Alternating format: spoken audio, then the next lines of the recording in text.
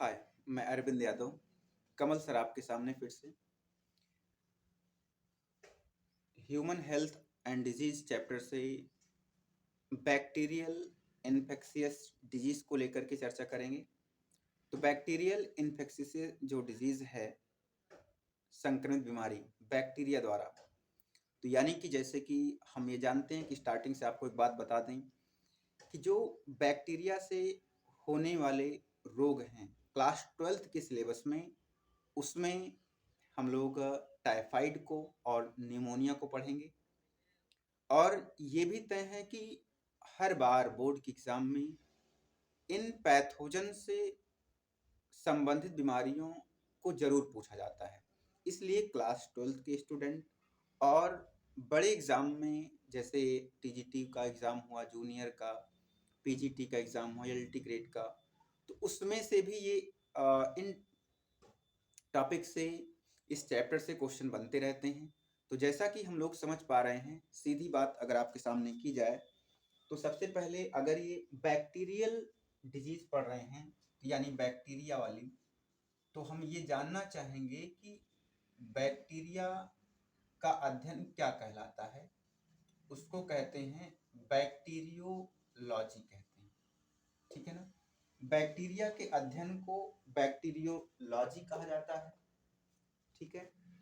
और father of bacteriology कौन है, इसको भी जान लेते हैं कि फादर ऑफ बैक्टीरियोलॉजी ये काफी इंपॉर्टेंट है, क्योंकि भाई बेसिक आपको पता होना चाहिए, क्योंकि जब तक बेस नहीं मजबूत होगा बायोलॉजी का, तब तक फिर ये समझ मान के रखो कि हमें कोई बायोलॉजी से तो बेस मजबूत होना चाहिए, ठीक है ना।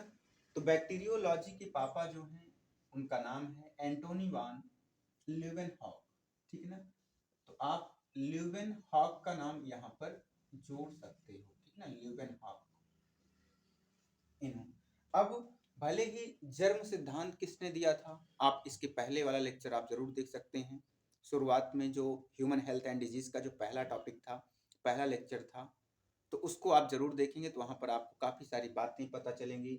यानी कि इस बायोलॉजी का इन बीमारियों से क्या लेना देना है, इम्यूनोलॉजी क्या था वहां पर, एपिडेमियोलॉजी क्या था, पैरासाइटोलॉजी के बारे में आप जरूर देख लें और उनके फादर को समझ लें। इसके पहले वाले वीडियो को आप जरूर चेक करेंगे ह्यूमन हेल्थ एंड डिजीज से, ठीक है ना।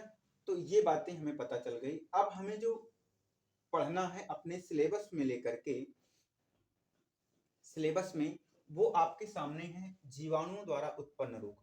तो क्लास 12 जैसा कि मैंने पहले ही बताया कि मियादी बुखार यानी टाइफाइड पढ़ना है आपको, और फेफड़ों का शोथ पढ़ना है यानी कि निमोनिया पढ़नी है, ठीक है ना। तो आज जो हम लोग इस लेक्चर में बात करेंगे, छोटी सी टॉपिक आपके लिए, वो रहेगी निमोनिया के बारे में।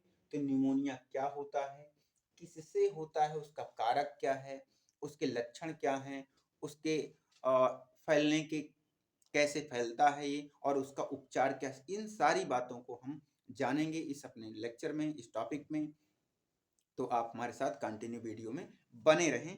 तो जैसा कि हम लोग पहली बात ये करेंगे, पहला सेंस कि जो ये निमोनिया रोग है, फेफड़ों का शोथ जो है, तो सबसे पहली बात है कि ये जो रोग होता है निमोनिया, यह मतलब यह जो है ना फेफड़ों का रोग है, अर्थात फेफड़ों का रोग है ये।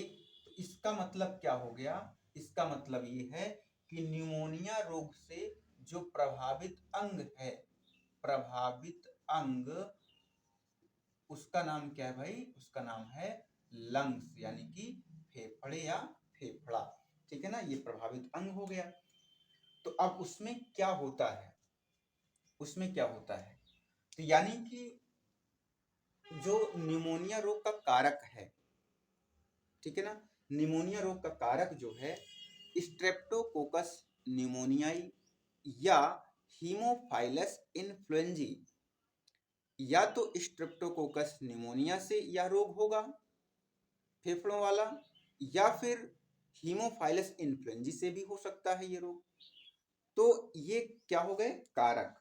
तो यानी कि इस रोग का कारक क्या है भाई, यानी कि जो निमोनिया रोग का कारक है उसका नाम क्या है, उसका नाम है स्ट्रेप्टोकोकस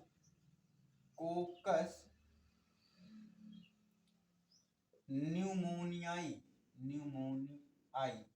ठीक है ना। और दूसरा नाम क्या है जिससे हो सकता है, उसका नाम है हीमोफाइलस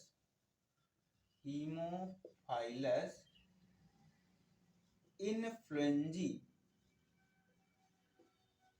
ठीक है ना। एक कारक तो आपका ये हो गया हीमोफाइलस इन्फ्लुएंजी, और एक कारक ये हो गया, मतलब दोनों से ये फेफड़ों का रोग अर्थात जो है न्यूमोनिया रोग इस जीवाणु से भी हो सकता है, इस जीवाणु से भी हो सकता है, ठीक है ना। ये आपको कारक पता चल गया। अब देखिए ये रोग, इस रोग में होता क्या है, कैसे, ये बातें समझते हैं। आपको दो बात कंफर्म हो गई, जो निमोनिया रोग है फेफड़ों वाला रोग है। कौन सा अंग प्रभावित हुआ, फेफड़ा ही हुआ। किसके द्वारा ये रोग होता है भाई, स्ट्रेप्टोकोकस न्यूमोनिया या फिर हीमोफाइलस इन्फ्लुएंजी द्वारा होता है।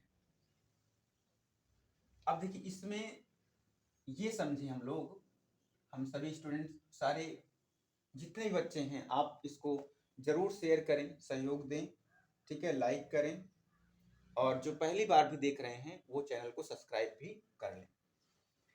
तो न्यूमोनिया रोग, ठीक है ना, ये फेफड़ों में क्या करता है, फेफड़ों में ये जो रोगाणु है, यानी कि जो स्ट्रेप्टोकोकस पैथोजन है, पैथोजन यानी रोगाणु, ये रोगाणु क्या करते हैं, ये रोगाणु फेफड़ों में एल्वियोलाई होती है, ठीक है ना, एल्वियोलाई को संक्रमित करते हैं। अब वो एल्वियोलाई क्या होती है ये भी आप जानने का प्रयास करेंगे, आपके दिमाग में ये क्वेश्चन भी बन रहा है यार एल्वियोलाई क्या होती है। तो एल्वियोलाई जो है हमारे दोनों फेफड़े में अंगूर के गुच्छे के समान कुछ गोल सी रचना होती है, जहां पर गैसों का आदान प्रदान होता है, यानी ब्लड के साथ, यानी ऑक्सीजन वहीं से ब्लड कैपिलरी में जाता है, और ब्लड कैपिलरी से CO2 को वहीं से रिसीव करके बाहर भी निकाल दिया जाता है। तो यानी गैसों का आदान प्रदान करने वाला जो गोलाकार सूक्ष्म अंगूर के गुच्छे के समान बनी रचना है, उसी को एल्वियोलाई कहते हैं, ठीक है ना। अब क्या होता है, इस पैथोजन यानी स्ट्रेप्टोकोकस न्यूमोनी या हीमोफाइलस इन्फ्लुएंजी की वजह से एल्वियोलाई के अंदर या एल्वियोलाई संक्रमित हो जाती है, जिससे उसके अंदर कुछ द्रव भर जाता है, द्रव एकत्रित हो जाता है, जिसकी वजह से हमें सांस लेने में तकलीफ होती है, कष्ट होने लगता है, ठीक है ना। तो ये बात निमोनिया में ये लक्षण है, मतलब ऐसे हमें कष्ट होता है, बहुत कुछ होता है, उसके बाद क्या क्या होगा हम अभी समझते हैं, ठीक है।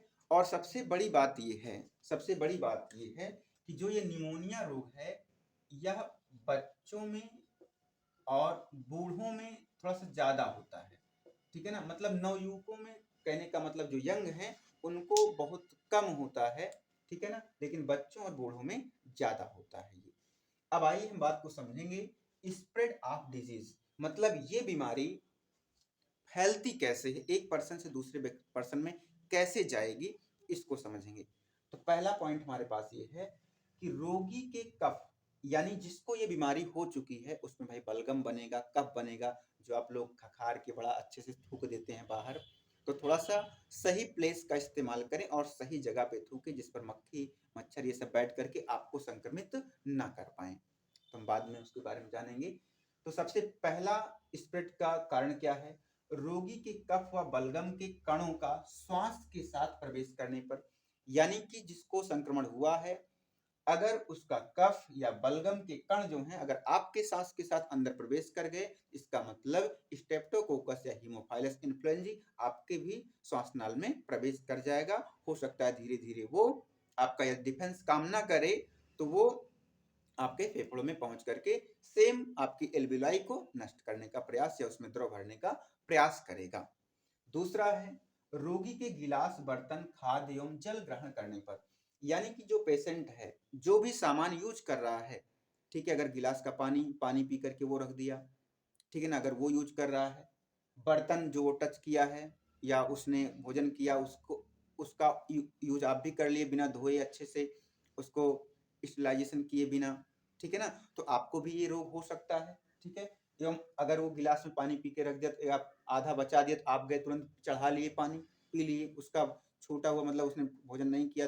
कभी कभी ये घर गांव में होता है देहात में कि वो उनका वो नहीं खाए तो गए उनकी मम्मी खा ली या कोई भी खा लिया। तो ये सब क्या है, बीमारी फैलने के लक्षण हैं। इससे एक पर्सन से दूसरे पर्सन में बीमारियां हो जाती हैं। तीसरा, रोगी के थूक द्वारा। इसीलिए आपको कहा जाता है जितने भी व्यक्ति संक्रमित व्यक्ति हैं, इन्फेक्शियस डिजीज वाले हैं, यानी जिसको भी चाहे वायरल हो, बैक्टीरियल हो, प्रोटोजोवन हो, तो वो थोड़ा से अपने आप को थूक से ही नहीं, हर चीज से उसको दूसरे पर्सन से थोड़ा सा बच के रहना चाहिए। हर चीज अपने हाथ वाथ की सफाई करनी चाहिए हर जगह से। तो अब इस बीमारी में क्या हो रहा है, रोगी के थूक द्वारा, यानी कि जिसको बीमारी हो रही वो खखार के बलगम से थूक दिया, ठीक है। अब वहां से कोई मक्खी या कुछ भी उस पर बैठ गई, या आपका भी कुछ भी मतलब ऐसे पड़ सकता है, तो वो आपके मक्खी आके आपके भोजन पड़ गई, भोजन भी आप निगल ले रहे हो, खा रहे हो, या मक्खी के साथ, सांस के साथ, मतलब ऐसा कुछ भी, तो थूक के साथ भी, या आपके शरीर पर बोल रहे हैं हम, जैसे मान लीजिए हमें हुआ है, हम बोल रहे हैं तो वो चीज आपके ऊपर पड़ जाए, तो आप उसको टच करके या सांस के माध्यम से वो अंदर चला जाए, तो ये चीज होता है बीमारी होने के लक्षण। ऐसे बीमारी ये फैलती है। अब आइए देखते हैं इसका लक्षण क्या होता है। मतलब आपको अगर ये बीमारी हो गई तो क्या लक्षण होगा, कैसे पता चलेगा कि मुझे यही बीमारी है, निमोनिया हो गया है। तो आपके शरीर में क्या होगा, सिम्टम्स यानी कि इसके लक्षण क्या हैं। आपके शरीर में कपकपी होगी, ज्वर होगा, वह आपका सिर दर्द करेगा, ठीक है ना, एक लक्षण तो ये हो सकता है। दूसरा, थूक के साथ रक्त का आना। तो जैसे आप थूकते हो बड़ी अंदर से, क्योंकि भाई म्यूकोसा जमी रहेगी, आप उस द्रव को निकालना चाहोगे तो बड़ी तेजी से प्रेशर से खांसना छींकना चाहोगे, तो वहां से आपके जो ऊपर तालू होती है वहां से ब्लड निकलने की संभावनाएं बन जाती है, क्योंकि फट सकती है, लेयर बड़ी पतली होती है, तो वहां से ब्लड निकल सकता है। तो इसके भी वो लक्षण हो सकते हैं। तीसरा लक्षण सबसे खास लक्षण माना जाता है कि अगर व्यक्ति में निमोनिया का या स्ट्रेप्टोकोकस का या हीमोफाइलस इन्फ्लुएंजा का अधिक संक्रमण हो गया, तो आपके होंठ और नाखून का रंग कैसा हो जाएगा भाई, नीला पड़ सकता है। ये भी एक स्पेशल कैरेक्टर हो सकता है यहाँ पर। तो होंठ और नाखून नीले पड़ सकते हैं। उसके बाद पेट फूल जाता है। अब इसमें भी थोड़ा सा पेट को लेकर के चर्चा कर दी गई है। तो पेट फूल सकता है, थोड़ा बहुत भारी भरकम हो सकता है, आप जो समझ पा रहे हैं हम वो नहीं कह रहे हैं, ठीक है ना, हम यही कह रहे हैं थोड़ा सा पेट फूल सकता है, ठीक है। तो ये इसके लक्षण हैं। अब इसके लक्षण तो हो गए, अब इसका भाई इलाज कैसे करें, इसका ट्रीटमेंट क्या है, इन पैथोजन को कैसे अपने शरीर से दूर करेंगे, कौन सी दवा लें, डॉक्टर के पास जाएं, चेकअप कराएं, क्या करें। तो इसके लिए आपको एरिथ्रोमाइसिन व टेट्रासाइक्लिन दवा का यूज करना है। जब आप डॉक्टर के पास जाएंगे तो आपको इन दवाओं का सेवन करना पड़ेगा, एरिथ्रोमाइसिन व टेट्रासाइक्लिन। आपको दो बात हम याद दिला दे रहे हैं। देखिए, एरिथ्रोमाइसिन ये आरबीसी से संबंधित है, और दूसरा जो टेट्रासाइक्लिन है, आप अगर ध्यान दिए हो, बायोटेक अगर पढ़े होंगे क्लास 12 में अपने कॉलेज में या कोचिंग में, कहीं पर भी अपने इंस्टीट्यूट में, तो वहां पर हीमोफाइलस इन्फ्लुएंजा जो था वो हिंड थर्ड एंजाइम रिलीज करता था, और वो किस जगह पर था, जहां पर हम टेट्रासाइक्लिन जो सिलेक्टिव मार्कर था वहां पर, अगर आपको ध्यान आ रहा हो तो टेट्रासाइक्लिन भी इस पैथोजन को मारने में सहायक होता है। आई होप ये वीडियो आपको पूरी समझ आई तो अपने दोस्तों में जरूर शेयर करें। नेक्स्ट टॉपिक में हम बात करेंगे टाइफाइड यानी निमोनिया की, और उसकी जांच कैसे होती है, इस सब के बारे में बातें करेंगे। जय हिंद।